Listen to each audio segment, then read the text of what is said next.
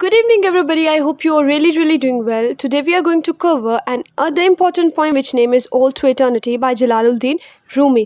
थोड़ी सी लंबी हो सकती है ये poem, लेकिन interesting poem है. So, without wasting any time, let's get started to summarize it. So, the poet started with these lines: All through eternity, beauty unveils his acquisitive form in the solitude of nothingness. He holds a mirror to his face and beholds his own beauty.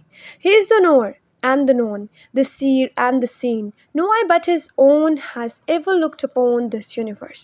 तो सबसे पहले जलालुद्दीन रूमी जो हैं वो बात करते हैं presence of God की, ब्यूटी और गॉड के दरमियान की, और क्रिएटर और क्रिएशन की. वो कहते हैं, मैं जहाँ कहीं देखूँ, everywhere I found a one thing that is oneness.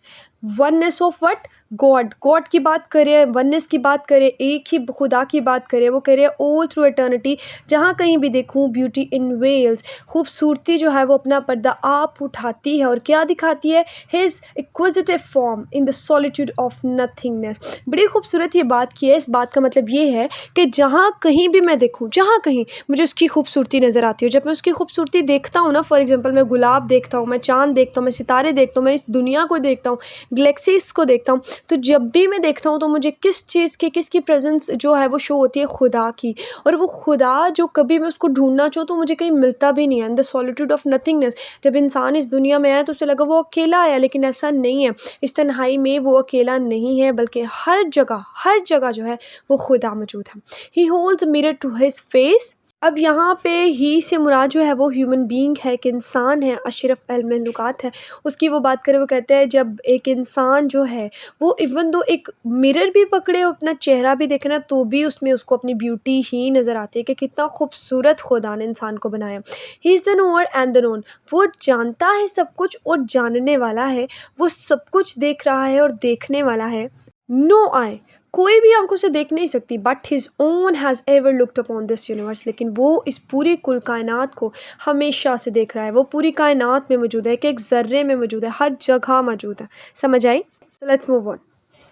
His every quality find an expression. Eternity becomes the verdant field of time and space. Every branch and leaf and fruit reveals an aspect of his perfection. Love, the life-giving garden to this world. The cypress gives hint of his majesty. The rose gives tiding of his beauty. तो इन lines में क्या कहते हैं जलालुद्दीन रूमी? वो कहते हैं कि दुनिया की आप कोई भी चीज़ देख लेना, हर चीज़ में उसकी क्वालिटी नज़र आती है, और उस क्वालिटी को एक एक्सप्रेशन तो हमारा बनता है जब कभी भी हम लोग कोई भी बात करते हैं. His every quality finds an expression. अपने आप में ही वो एक एक्सप्रेशन ढूंढ लेती है, उसकी हर एक खूबी. आप चाँद को देख लें, सितारों को देख लें, गैलेक्सी को देख लें, आप समुंदर की गहराइयों में जाकर देख लें, समुंदर के जितने भी एनिमल्स हैं आप उनको देख लें, आप किसी भी चीज़ को देख लें, ठीक है, उसकी हर एक क्वालिटी आपको डिफरेंट नज़र आएगी, और हर एक क्वालिटी में जो एक्सप्रेशन होगा इंसान का वो डिफरेंट होगा. इटर्निटी, इमेजरेबल जो टाइम होता है हमारे पास, उसको इटर्निटी कहते हैं. वर्डिनेंट फील्ड कहते हैं सरसब्ज़ मैदान को. कहते हैं कि जो फिर जब ये बात है ना कि उसकी हर क्वालिटी जो है एक एक्सप्रेशन फाइंड करती है, तो फिर इस तरह जो है इटर्निटी, एक इमेजरेबल जो टाइम था, उसने एक सरसब्ज़ मैदान बन गया. वो किसका? टाइम का और स्पेस का. वो स्पेस, वो टाइम जहाँ पे आके इंसानों ने रहना शुरू किया, जहाँ पे खुदा ने, अल्लाह ताला ने इंसानों को बनाया, ठीक है. और फिर ये जो इमेजरेबल स्पेस थी, ये जगह थी, ये क्या बन गई? टाइम और स्पेस की एक सरसब्ज़ मैदान बन गया, जहाँ पे बहुत से इंसानों ने आकर रहना शुरू कर दिया, यानी उसकी गवाही देना स्टार्ट कर दी, उसको देखना स्टार्ट कर दिया. सिंपल वर्ड्स में समझाती हूँ. अगर यहाँ पे इंसान ना होता तो ये टाइम और स्पेस ही था ना, किसी को भी नहीं पता था कि यहाँ पे क्या है क्या नहीं है, समुंदर के नीचे क्या है, दुनिया के बाहर क्या है, ईच एंड एवरीथिंग, ठीक है. There were too many secrets.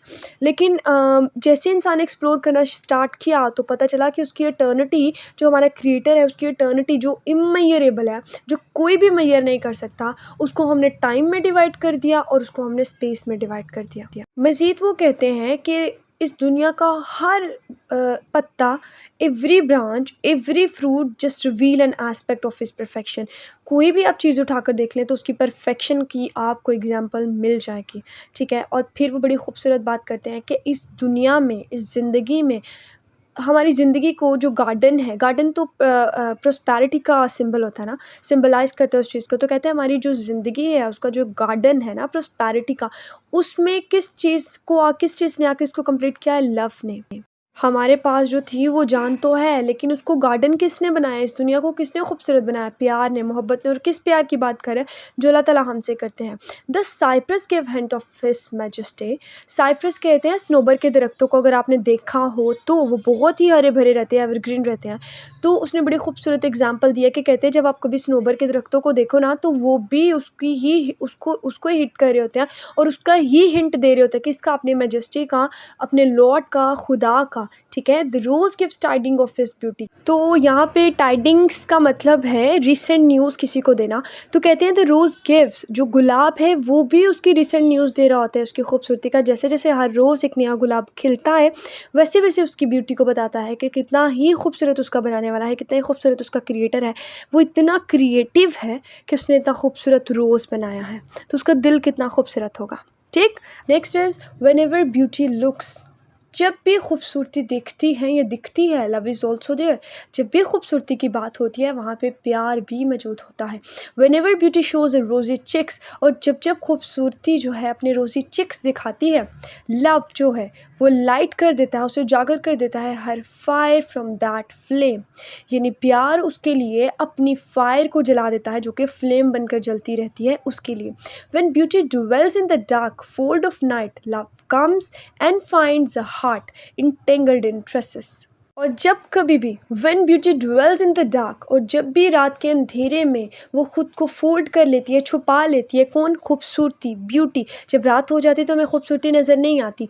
Love comes, love जो है वो आता है, प्यार आता है, एंड फाइंड्स अ हार्ट, और एक दिल को तलाश करता है जो कि इंटेंगल्ड इन द ट्रेसेस, जो कि कपड़े में लिपटा होता है। एक ट्रेसेस वैसे लॉन्ग लॉक हेयर को भी कहते हैं, हेयर के जो लॉक होते हैं ना उसको भी कहते हैं, तो एक कपड़े को भी कहते हैं। तो कहते हैं उसके अंदर जो है उसको मिला हुआ पाती है, यानी मोहब्बत जो है उसे ढूंढ लेती है। यहाँ पर मैं एक और एग्जांपल दूंगी आप सबको। बीइंग अ ह्यूमन, हम लोग क्या करते हैं, कभी कभी ब्यूटी छुपना, यानी हम लोगों का जो फेथ है खुदा पर, उससे हम लोग पीछे हट जाते हैं। यानी हमें जब ज़िंदगी से अच्छी चीज़ें नहीं मिलती, अपॉर्चुनिटीज़ नहीं मिलती, बहुत ज़्यादा हम लोग जो है फेलियर को फेस करते हैं, तो इसमें क्या होता है, हमें ऐसे लगता है कि जैसे वो जो ब्यूटी है, खुदा की प्रेजेंस है, वो कहीं छुप गई है। लेकिन द लव जो खुदा हमसे करता है, या हमारा दिल जो उस रब से करता है, वो उसे ढूंढ लेता है, उस दिल को ढूंढ लेता है जो अभी तक अल्लाह ताला के साथ लगा हुआ है, या खुदा हमें ढूंढ लेता है।